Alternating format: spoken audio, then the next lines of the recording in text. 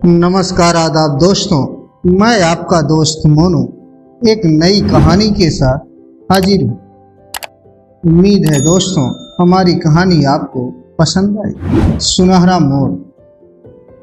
सुधा ma'am, आपको मालिक अपने केबिन में बुला रहे हैं।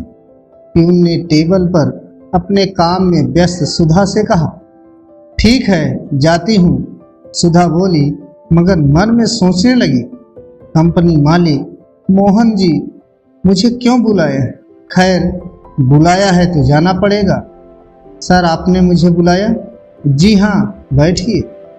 कंपनी मालिक मोहन जी ने सामने की कुर्सी को इशारा किया। मोहन जी बड़े ध्यान से सुधा के चेहरे की ओर देख रहे थे। उसके मुख पर सौम्य संतोष का भाव था। अचानक उन्होंने एक पेपर उसके सामने रखते हुए कहा, मिस सुधा, आपने दोबारा प्रमोशन से इनकार कर दिया। बड़ी हैरानी हुई। आज जहां ऑफिस में हर एक पदोन्नति के लिए होड़ सी लगाए हैं और एक आप हैं कि दूसरी बार इनकार कर रही हैं। आखिर कारण क्या है? सुधा बड़े निर्लिप्त भाव से मुस्कुरा उठी। सर, जिंदगी में इच्छाएं अनंत हैं।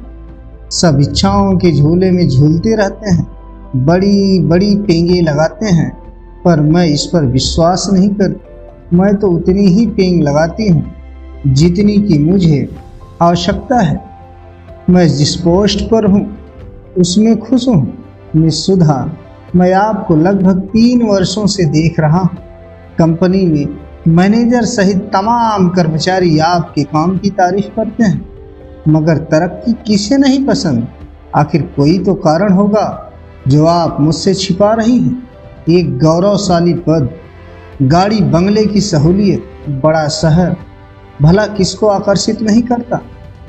जिंदगी एक सुनहरे मोड़ पर आपका इंतजार कर रही है और आप मोड़ की ओर जाना ही नहीं चाहते। अच्छा, एक मालिक और कर्मचारी के नाते न सही, एक दोस्त के नाते ही सही, कुछ तो बताइए।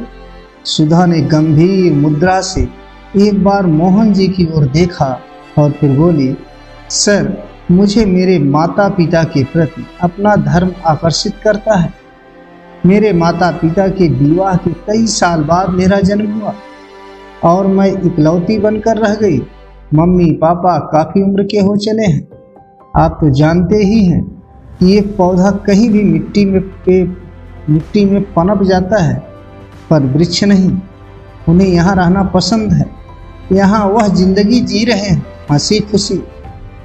और सर, एक नए शहर में अगर उनके लिए नया जलवायु अनुकूल नहीं हुआ तो माना बड़ा बंगला गाड़ी ओहदा होगा, मगर जिनके लिए मेरा जीवन है, यदि वह वहाँ खुश नहीं रह पाएंगे, वैसे ओहदे बंगले गाड़ी मेरे लिए बेमानी है सर। अतः मैं ये जगह छोड़कर नहीं जा सकती। मगर आपने अब तक शादी सर, मैंने कहा ना, मेरे माता पिता पहले मेरे प्योरिटी हैं और आजकल ऐसे लड़के नहीं मिलते जो लड़की के माता पिता की भी सेवा करने की अनुमति दे। मतलब लड़के वाले अपने परिवार के आगे भूल जाते हैं। एक लड़की के भी माता पिता हैं, बस इसलिए आपने अब तक शादी नहीं की? मोहन जी ने मुस्कुराते हुए कहा, जी, इसलिए मुझे कोई प्रमोशन नहीं चाहिए सर। उसने अंतिम फैसला सुनाया। मोहन जी सुधा के धर्म निष्ठा पर मुग्ध हो उठे। उन्होंने अपना हाथ आगे बढ़ाया और कहा, क्या मुझसे शादी करोगी? मेरा दुनिया में कोई नहीं है। एक अच्छे जीवन साथी की अपेक्षा सबको होती है, जो मुझे अब तक नहीं मिली थी, मगर आपको देखकर लगता है मेरी तलाश पूरी हो गई है। मुझे एक अच्छे जीवन साथी के साथ साथ माता पिता का प्यार भी मिल जाएगा। तो कहिए, मुझे अपना जीवन साथी बनाओगी? कोई जल्दी नहीं है, सोच समझ कर जवाब देना, मुझे इंतजार रहेगा। इस अप्रत्याशित निवेदन से सुधा निशब्द हो गई।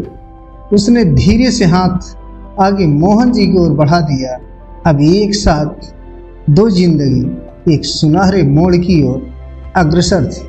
राधे राधे दोस्तों, हमारी कहानी आपको कैसे लगी?